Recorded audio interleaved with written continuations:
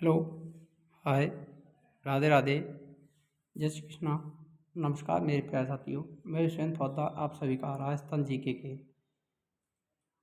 निःशुल्क बैच में हार्दिक स्वागत करता हूँ। राजस्थान भूगोल के अंतर्गत हमारी क्लास राजस्थान की मृदा से संबंधित आपके लिए टॉप इम्पोर्टेंट फैक्टों को यहाँ पर कवर करेंगे, जो कि आपके लिए आरपीएससी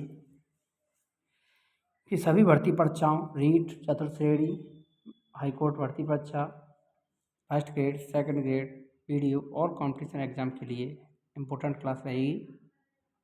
तो आइए शुरुआत करते हैं। मृदा शब्द की उत्पत्ति की बात करें तो ये लैटिन भाषा के सोलम शब्द से इसकी उत्पत्ति हुई है, जिसका अर्थ है फर्श। इसका अर्थ क्या होता है? फर्श। मृदा का निर्माण मुख्यतः चट्टानों के अपक्षय और अपतन से होता है। ये चट्टानों का अपक्षय होगा और अपतन होगा, उससे मृदा निर्मित होती है। मृदा के संस्तर।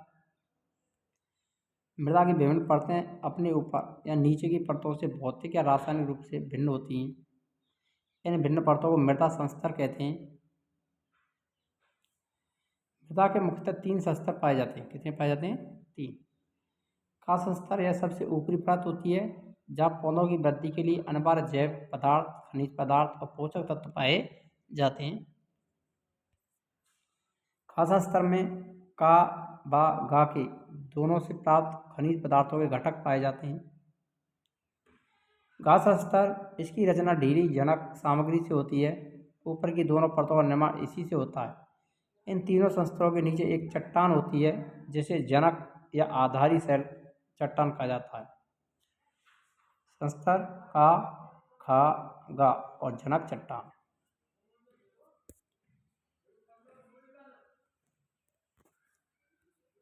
मृदा की परिच्छेदिका। मृदा की ऊपरी सतह से लेकर उसकी मूल चट्टानों तक के ऊर्ध्वाधर काट को मृदा परिच्छेदिका कहते हैं। अब बात करते हैं लवणीय मिट्टी, रेतीली मिट्टी, लवणीय मृदा, भूरी रेतीली मिट्टी, पर्वतीय मिट्टी, जलोढ़ मिट्टी, लाल पीली मिट्टी, काली मिट्टी, लाल काली मिट्टी और लाल लोमी मिट्टी। इस प्रकार से राजस्थान की मिट्टियों को देख सकते हैं। आइए आगे बढ़ते हैं। मृदा वर्गीकरण। सामान्य वर्गीकरण, राज्य कृषि आयोग द्वारा वर्गीकरण, यूएसडीए द्वारा वर्गीकरण। 3 प्रकार से हम मृदा का वर्गीकरण कर सकते हैं। सामान्य वर्गीकरण की बात करें तो जलोढ़ मिट्टी, इसका निर्माण नदियों द्वारा जमा अवसादों से होता है। इसके अन्य नामों में दोमट मिट्टी, काम मिट्टी या कछारी मिट्टी इसके अन्य नाम है, जो कि राजस्थान के पूर्वी भाग में पाई जाती है। इसका विस्तार अलवर, भरतपुर, करौली, धौलपुर, सवाई माधोपुर, दौसा, टोंक, डीग, खैतल, तेजारा, जिसका भरताजी नगर रख दिया है, कोटपुतली, बहरोड, इन सभी के अंतर्गत यानी पूर्वी राजस्थान के अंतर्गत ये पाई जाती है। अधिकता पोटास, फास्फोरस एसिड, चूना, जैव पदार्थों की कमी, नाइट्रोजन की कमी इसमें पाई जाती है। सर्वाधिक उपजाऊ मैदान। जलोढ़ मृदा 2 प्रकार की होती है, पुरानी जलोढ़ और नवीन जलोढ़। पुरानी जलोढ़ को बांगर कहते हैं और नवीनतम जलोढ़ को खादर कहा जाता है। काली मिट्टी निर्माण बैसाल्ट लावा द्वारा। अन्य नाम रेवल मृदा, कपास मृदा, ज्वालामुखी मृदा, स्वतः जुताई वाली मृदा। इसका विस्तार हड़ौती, पठार, कोटा, बूंदी, बारा, झालावाड़ में पाया जाता है। ये दक्षिण पूर्वी राजस्थान के अंतर्गत हड़ौती पठार में। इसमें नाइट्रोजन, फास्फोरस, हुमस की कमी पाई जाती है। लोह तत्व चूना, calcium, potash, aluminium, magnesium carbonate की अधिकता पाई जाती है। उत्पादन उत्पादन सर्वाधिक जलधारण क्षमता, टेंड्रेस, मैग्नेटाइट, महीनकण, जलधारण क्षमता अधिक।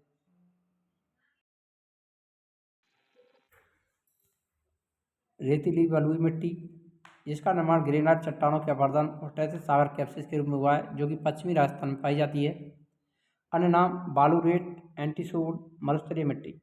इसका विस्तार पश्चिमी राजस्थान, मुख्यतः बीकानेर, जैसलमेर, जोधपुर, बाड़मेर, इन सभी क्षेत्रों में मुख्यतः पाई जाती है। उत्पादन मोटे अनाज, एग्जाम्पल बाजरा, मूंग, मोट, इसमें उत्पादन किया जाता है। कमी नाइट्रोजन और हुमस की इसमें कमी पाई जाती है।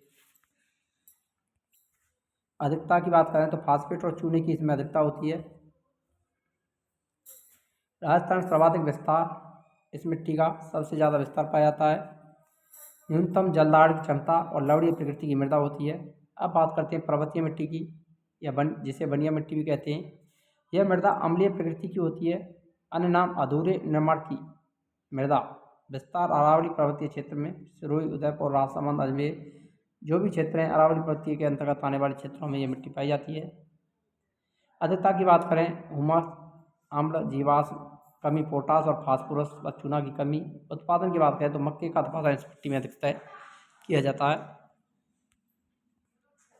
लाल लोमी मृदा, इसका विस्तार उदयपुर जिले के मध्य एवं दक्षिण भाग और डूंगरपुर में माही नदी का उपवा क्षेत्र। इसमें चूना, पोटास, लो ऑक्साइड और फास्फोरस की कमी पाई जाती है। निर्माण की बात करें तो कायांतिक चट्टानों के अपरदन से इसका निर्माण होता है, जो कि दक्षिणी राजस्थान में पाई जाती है। उदयपुर, डूंगरपुर, बांसवाड़ा, सलूम्बर के जो भी क्षेत्र हैं उनके अंतर्गत मृदा का विस्तार पाया जाता है। इसका रंग लाल लोह अंश की उपस्थिति के कारण होता है। इसका लाल रंग कैसा होता है? लोह अंश की उपस्थिति के कारण। इसमें मक्का और चावल और गन्ना की खेती अधिकतर की जाती है। यदि आप चैनल पर नए हैं तो चैनल को सब्सक्राइब करें और वीडियो को लाइक नहीं किया तो वीडियो लाइक करें और अधिक से अधिक शेयर करें। हमारी निःशुल्क क्लासेज आपको यूट्यूब चैनल BS पॉलिटी के ट्रिप पर देखने को मिलेंगी। आइए आगे बढ़ते हैं। भूरी रेतीली मिट्टी, इसका विस्तार राजस्थान के अर्ध शुष्क प्रदेश बाड़मेर, जालौर, पालोर, पारी, नागौर, सिरोही, झुंझुनू, सीकर इनके अंतर्गत इसका विस्तार पाया जाता है। इसमें मस्तूरी मिट्टी भी इसको कहते हैं। फास्फोट की मात्रा अधिक पाई जाती है और सभी प्रकार की फसलों का उत्पादन इसमें किया जाता है। अब बात करते हैं काली में लाल मिट्टी की, तो भीलवाड़ा, बूंदी, चित्तौड़गढ़, डूंगरपुर, बांसवाड़ा में ये पाई जाती है। इसमें फास्फेट, नाइट्रोजन, कैल्शियम, कार्बन पदार्थों की कमी होती है। यह मालवा की काली मृदा का ही विस्तार है। इसके में मक्का, कपास और अफीम की खेती के लिए उपयुक्त होती है। लवणीय मिट्टी, इसका विस्तार बीकानेर, गंगानगर, हनुमानगढ़, बाड़मेर, जालौर उत्तरी राजस्थान में। कारण शुष्क क्षेत्रों में अधिक सिंचाई के कारण उत्पादन गन्ना, अनार, ग्वार, जौ आदि की खेती के लिए उपयुक्त होती है। लाल पीली मिट्टी, इसका विस्तार बनास बेसिन, सवाई माधोपुर, अजमेर, भीलवाड़ा, टोंक, राजसमंद आदि के अंतर्गत पाया जाता है। इसका निर्माण ग्रेनाइट नीच चट्टानों के अपक्षरण से हुआ है। उत्पादन की बात करें, मोटा अनाज, मूंगफली और कपास के लिए उपयुक्त पाई जाती है। अब दूसरे विभाजन की बात करें तो USDA के द्वारा मिट्टी का वैज्ञानिक वर्गीकरण आधार मृदा की उत्पत्ति, रासायनिक संरचना और फड़ों के आधार पर विभाजन किया गया है।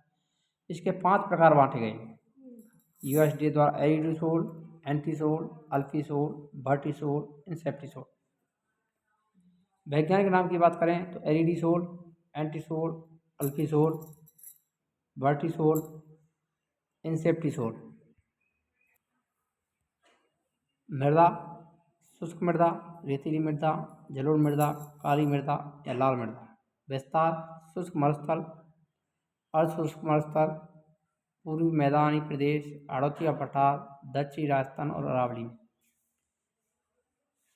जलवायु: शुष्क जलवायु चाहिए, इसके लिए अर्धशुष्क चाहिए, अल्पशुष्क के उपाद्र आर्द्र जलवायु, वर्टिशुष्क के आर्द्र अति आर्द्र जलवायु, इंसेप्टिशुष्क के अर्धशुष्क व आर्द्र जलवायु। एरिडीसोल पश्चिमी राजस्थान, एंटीसोल, अल्पीसोल, वर्टिसोल और इंसेप्टिसोल। राजस्थान में सर्वाधिक विस्तार एंटीसोल का है, मोस्ट इम्पोर्टेंट। और बाद में सर्वाधिक विस्तार की बात करें तो इंसेप्टिसोल का है। दोनों को ध्यान रखें, राजस्थान में एंटीसोल पाई जाती है, भारत में इंसेप्टिसोल पाई जाती है। राजस्थान में कृषि विभाग द्वारा मृदा का वर्गीकरण की बात करें तो मृदा और इसका विस्तार: साइरॉक्स श्री गंगानगर, रोजेक्स गंगानगर में, लेबिरीना गंगानगर, सिप्सीफेरस बीकानेर, कैल्सीब्राउन बीकानेर व Jaisalmer, non calci brown Jaipur, Ajmer, Alwar, Churu, Sikar, Jhunjhunu, grey brown मृदा जालौर, पाली, सिरोही, अजमेर में। नवीन जलोढ़ मृदा की बात करें तो अलवर, भरतपुर, सवाई माधोपुर, जयपुर के आसपास के क्षेत्रों में पाई जाती है। हमीर भूरी मृदा भीलवाड़ा अजमेर, पीली भूरी मृदा जयपुर, टोंक सवाईमाधोपुर उदयपुर भीलवाड़ा चित्तौड़गढ़ में, पर्वतीय मृदा उदयपुर कोटा, लाल लोमी मिट्टी डूंगरपुर बांसवाड़ा, काली गहरी मृदा कोटा बूंदी झालावाड़ भीलवाड़ा चित्तौड़गढ़ भरतपुर, मत्स्य बाग का स्तूप जैसलमेर बीकानेर बाड़मेर जौनपुर में, मत्स्य मिट्टी पश्चिमी राजस्थान और मत्स्य जिलों में। तो यहाँ पर देख सकते हैं सभी का विभाजन इस प्रकार से किया गया है, क्रम कर रहे हुए हैं, आसानी से पहचान सकते हैं आप। मृदा की समस्याएं, मृदा अपरदन मृदा क्षेत्र में वनस्पति के अभाव में विभिन्न कारकों जैसे जल वायु मानवीय क्रियाकलापों के कारण मृदा की ऊपरी परत का कटाव और क्षरण मृदा अपरदन कहलाता है। हवा द्वारा परतदार अपरदन, वर्षा जल द्वारा चादरीय अपरदन होता है, नदी द्वारा अवनल का अपरदन होता है। सभी को ध्यान रखना, परतदार अपरदन हवा से होगा, वर्षा से चादरीय अपरदन होगा, नदी से अवनल का अपरदन। मृदा में लवणीयता और क्षारीयता की समस्या आती है। यह समस्या उन क्षेत्रों में होती है जहाँ पर वर्षा अपेक्षाकृत कम और वाष्पीकरण की दर अधिक होती है। लवणीयता में बचाव के हेतु जिप्सम और रॉक फास्फेट का खाद का प्रयोग किया जाता है। क्षारीयता से तात्पर्य मिट्टी का पीएच मान 8 से अधिक होने से इससे बचाव हेतु ढैंचा और ग्वार की फसल बोना एवं जिप्सम का प्रयोग किया जाता है। मृदा अवकर्षण, मृदा की उर्वरकता में आई कमी को मृदा अवकर्षण कहा जाता है। भारत में मृदा की यह सबसे बड़ी समस्या है जिससे कुल भूमि का आधा भाग प्रभावित होता है। मृदा संरक्षण की प्रमुख विधि मल्च बनाना, अनावृत भूमि को जैव पदार्थ घास फूस से ढकना जिससे मृदा की आर्द्रता बनी रहे।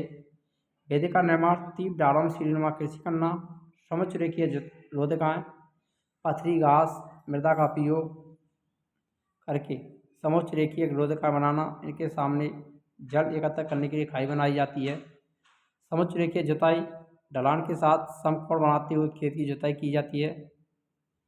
भिन्न भिन्न फसलें उगाना, अलग अलग समय पर अलग अलग फसलें एकांतर पट्टी में बोना, रक्षा मेखलाएँ पेड़ों की कतार लगाकर मृदा अपरदन को रोकना, वृक्षारोपण करना आदि मृदा संरक्षण की प्रमुख विधि हैं। अगर आपको वीडियो अच्छी लगी हो तो वीडियो लाइक करें, शेयर करें और चैनल पर नए हो तो चैनल को सब्सक्राइब करना ना भूलें। मिलते हैं नेक्स्ट वीडियो में, तब तक के लिए जय हिंद, राधे राधे, जय श्री कृष्ण।